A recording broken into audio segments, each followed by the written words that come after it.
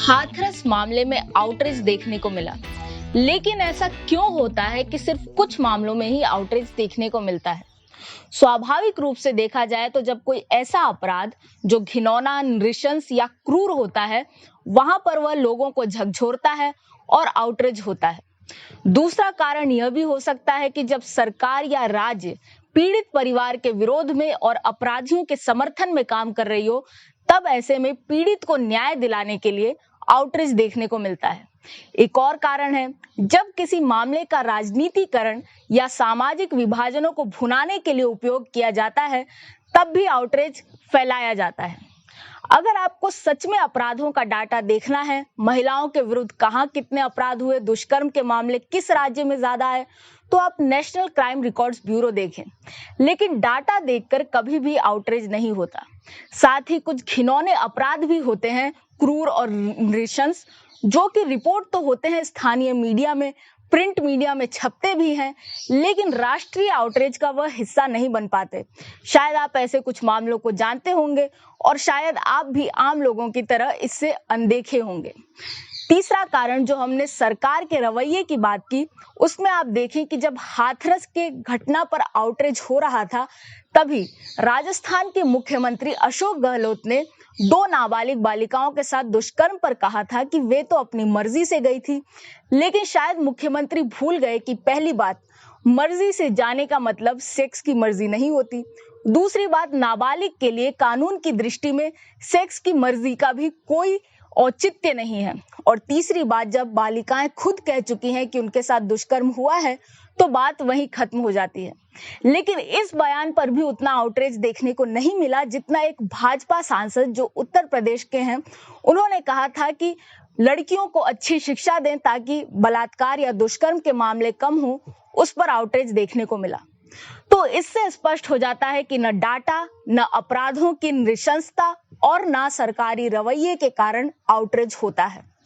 Outreach होता है तो मीडिया संस्थानों और पत्रकारों के कारण, और वे आउटरीच तब करते हैं जब कोई मामला उनके नैरेटिव को सेट करता है, उनकी विचारधारा पर फिट बैठता है, तब आउटरीच होता है।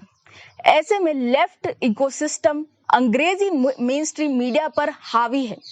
ऐसे में उन्हें एक अधिकार मिल जाता है कि किस मामले पर आउटरीच करना है, उसे चुनने का।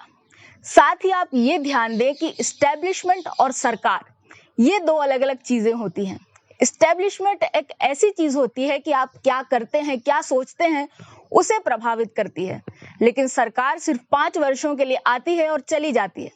इसलिए सरकार भले ही भाजपा की हो, लेकिन लेफ्ट एस्टेब्लिशमेंट में एक इकोसिस्टम है जिसमें पत्रकार हैं, एक्टिविस्ट हैं, राजनेता हैं, और ये एक इकोसिस्टम की तरह काम होता है। इसमें किसी भी मामले को उठाने के लिए पहले देखा जाता है कि विक्टिम कौन है। विक्टिमहुड के आधार पर अलग अलग समुदायों के लिए अलग अलग अंक निश्चित हैं। जैसे अगर कोई एससी या दलित पर अत्याचार होता है तो उस मामले को उठाया जाता है, क्योंकि दलित हिंदुओं द्वारा प्रताड़ित माने जाते हैं उनके दृष्टिकोण में। लेकिन अगर कोई मामला दलित और मुस्लिम के बीच का होता है तो उसे दबा दिया जाता है, क्योंकि यहाँ पर मुस्लिम अधिक विक्टिमहुड का अधिकारी हो जाता है दलित की दृष्टि में, और ऐसे मामलों में जो दलित होता है उसे सिर्फ हिंदू के रूप में चिन्हित किया जाता है। एक और बात है, आपके विक्टिमहुड को अंक तब मिलेंगे जब इसमें अलगाववादी सोच भी हो। यदि कोई मुस्लिम राष्ट्रवादी बनता हो या कोई दलित हो जो हिंदू होने पर गर्व करता हो, उन मामलों को दबा दिया जाता है, उन्हें उठाया नहीं जाता, क्योंकि अलगाववादी विचारधारा का इसमें महत्व होता है। इसके बाद जब ऐसा तय हो जाता है कि कौन से मामले को उठाना है, तब एक एक करके सब तरफ से आउटरीच शुरू होता है।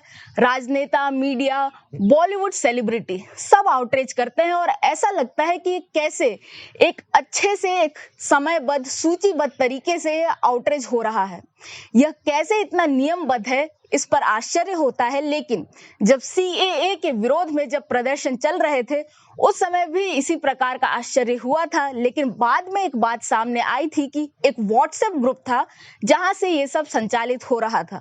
ऐसे में आउटरीच के लिए भी इसी प्रकार की नियमबद्ध, सूचीबद्ध और योजनाबद्ध करने के लिए कुछ है, यह जानना रोचक होगा। अभी तक इसका खुलासा नहीं हुआ। ऐसे में ये आउटरीच तो हो जाता है, लेकिन इसका नुकसान क्या होता है? सबसे पहला नुकसान ये होता है कि जिस समुदाय पर अत्याचार या अपराध को रेखांकित किया जाता है, वह समुदाय अपने आप में असुरक्षित महसूस करने लगता है। उसके मन में राज्य के प्रति दुर्भावना आ जाती है और वह समाज से खुद को अलग पाता है। उसमें विक्टिमहुड मेंटेलिटी विकसित हो जाती है। दूसरा नुकसान ये होता है कि हमारी न्यायिक व्यवस्था जो सुदृढ़ नहीं है, दुरुस्त नहीं है, वह सिर्फ ऐसे कुछ मामलों में जिनमें आउटरीच होता है, उनमें न्याय देकर अपने आप को संतुष्ट करती है और सभी मामलों पर ध्यान देना जरूरी नहीं समझती। तीसरा नुकसान है कि सरकारें भी ऐसे ही आउटरीच के दबाव में आकर सिर्फ जिन मामलों पर आउटरीच होता है वहां पर मुआवजा देती है, सरकारी नौकरी का वादा करती है, फास्ट ट्रैक कोर्ट बिठाती है, लेकिन सभी मामलों में ऐसा देखने को नहीं मिलता। साथ ही ऐसा करके वामपंथ अपने उद्देश्य में सफल हो जाता है। वह यह दिखा पाता है कि भारतीय राज्य किसी विशेष समुदाय को निशाना बना रहा है और ऐसा करके अंतर्राष्ट्रीय स्तर पर भी भारतीय राज्य की छवि को धूमिल करने का प्रयास होता है। आवश्यकता यह है कि भारत सरकार कुछ ऐसे नियम लाए, कुछ ऐसे सुधार लाए जहां पर प्रशासनिक स्तर पर इन चीजों को नियंत्रित किया जा सके, ताकि जो लोग अपने निहित स्वार्थों की पूर्ति करना चाहते हैं आउटरीच के माध्यम से, वे न कर सकें और वास्तविकता में सबको न्याय मिले, हर समुदाय को बराबर न्याय मिले।